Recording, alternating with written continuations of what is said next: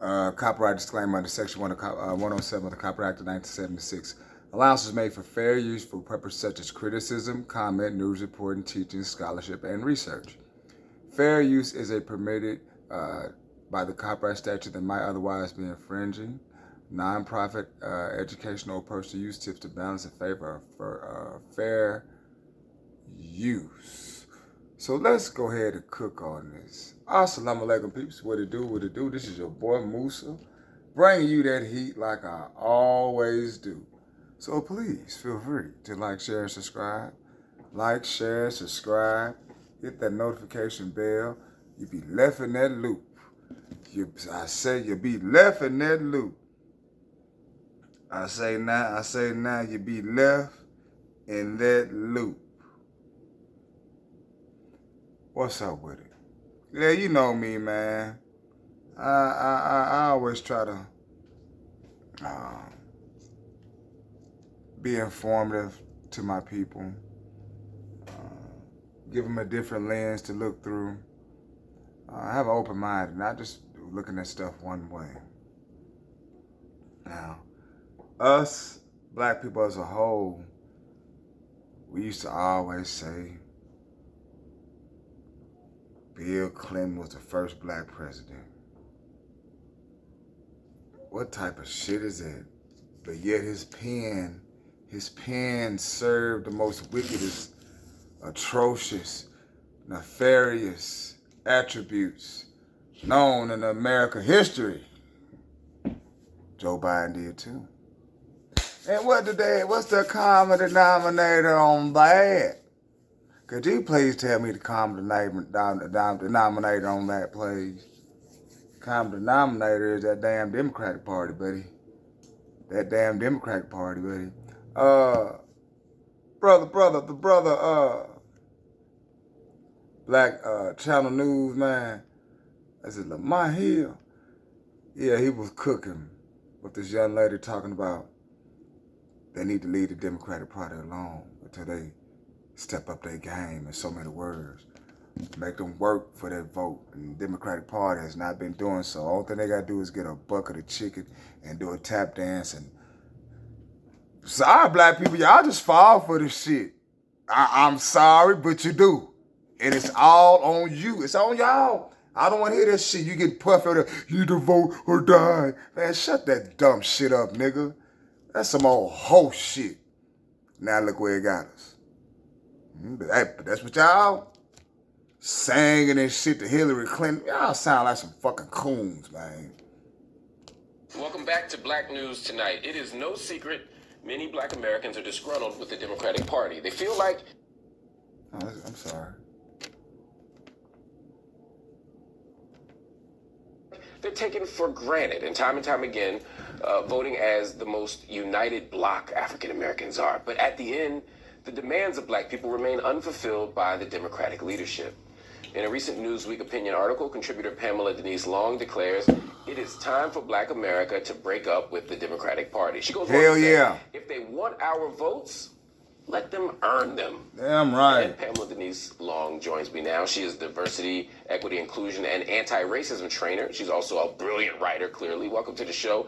Good to see you. You call black Americans voting for the Democratic Party an arranged marriage. Now you're calling for a divorce. Tell me why. Yeah, so it's an arranged marriage because, as I clarified in the article, Black Americans back in the day when Republicans and Democrats kind of switched their platforms didn't really have a choice if they were going to stay engaged with American politics. And at that time in the 60s, obviously it was very critical that they do. And it's very critical now that Black Americans stay engaged with the political process as well. Democrats have not delivered, even though they've had the House, both houses, as well as the White House.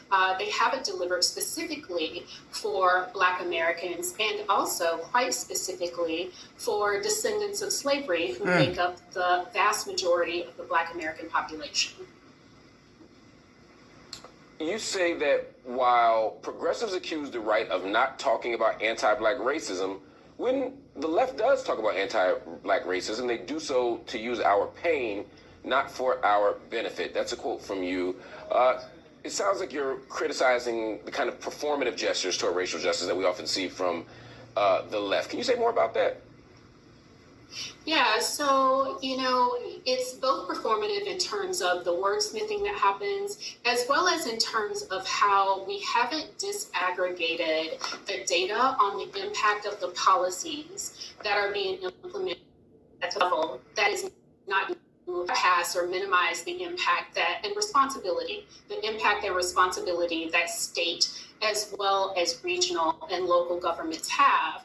What I mean by that is I need to see specific implementation plans that show that these diversity policies are actually transforming the lives and economic stability of Black American communities, Black American homes, and Black American families and workers. So this idea of it being performative as well as it not being precise in who it is intended to impact and how. It is, I think, a dereliction of duty if we levy the responsibility of looking at impact on foundations and not-for-profit organizations. Our government, who created many of the problems, right, that are affecting multi-generational Black Americans, need to be responsible for looking at and developing. Sister Cook. Ooh, she's saying it so eloquently and just saying it for what it is. Let that shit go and do for self. Really, that's what it's coming down to. Doing for self at the end of the day. Those metrics, ensuring that impact is positive.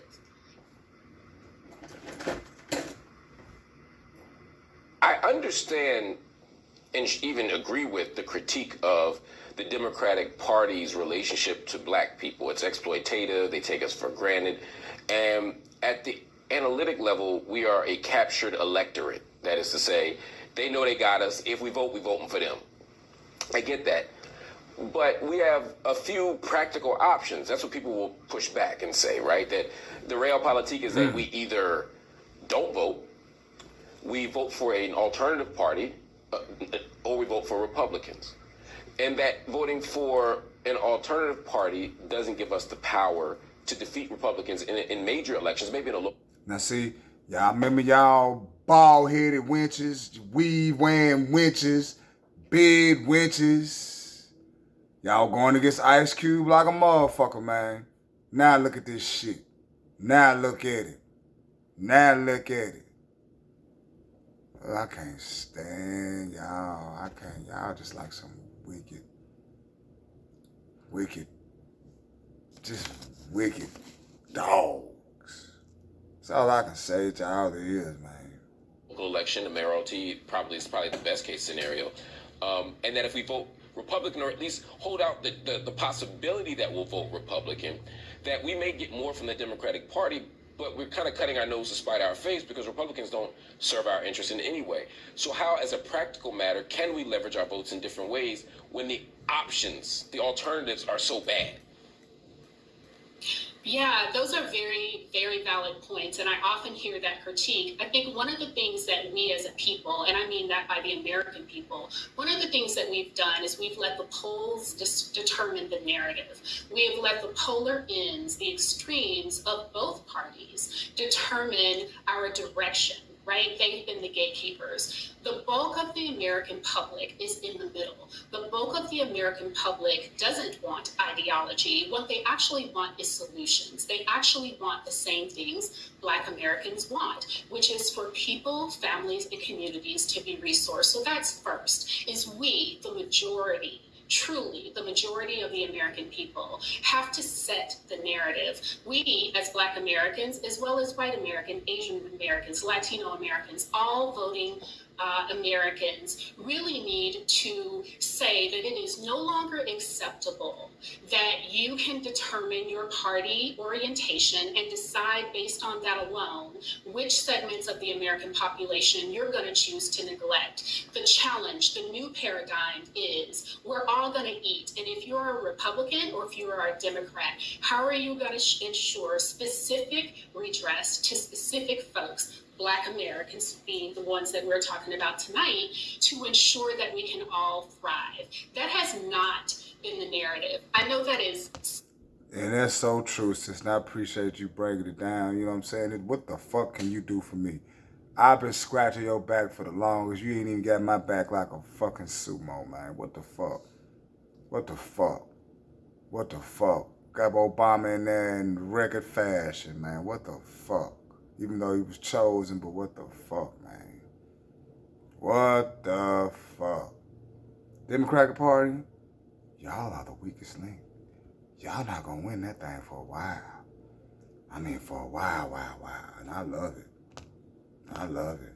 Did you go vote? Did you go vote? Vote for what?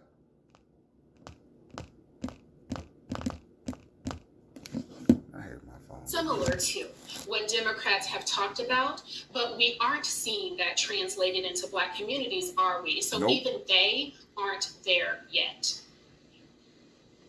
So how do we convince Black voters to do this? I mean, I'm just thinking about, again, a practical context. And you're talking to somebody who's been a member of the Green Party for 2 decades. So I'm not here caping for the Democrats. I'm just trying to make sort of think through how we can convince voters of this. Let's say in the 2020 election, right? Let's say we're in a state like Ohio, Virginia, Pennsylvania, where there was a legitimate chance that a particular member of the House or the Senate could have won, or in the governor's house, right? They could have won on the Democrat side and the Republican side.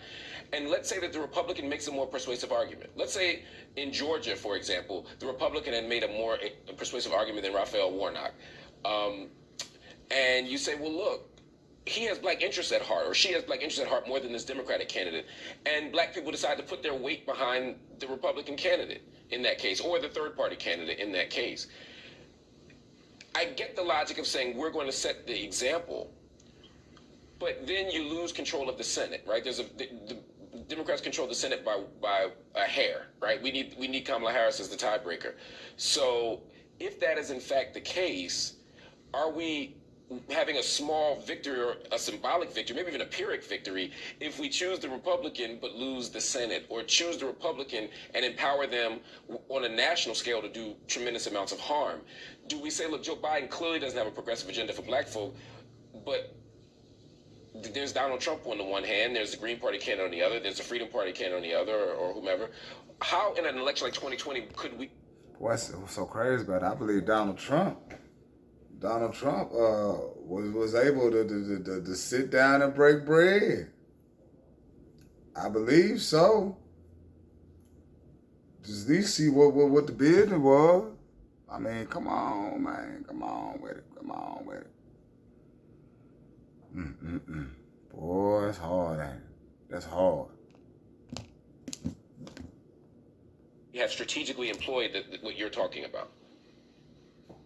Yeah, so that's a very good question. I think one thing we needed to start with this campaigning and this shifting in narrative about who gets neglected and who gets well served at the beginning, to move the candidates toward the middle instead of these polar opposites moving the population, the voting population, toward their polls. So first of all, elections are a sort of culmination or milestone in the overall political process. So we have to start developing these narratives now, right?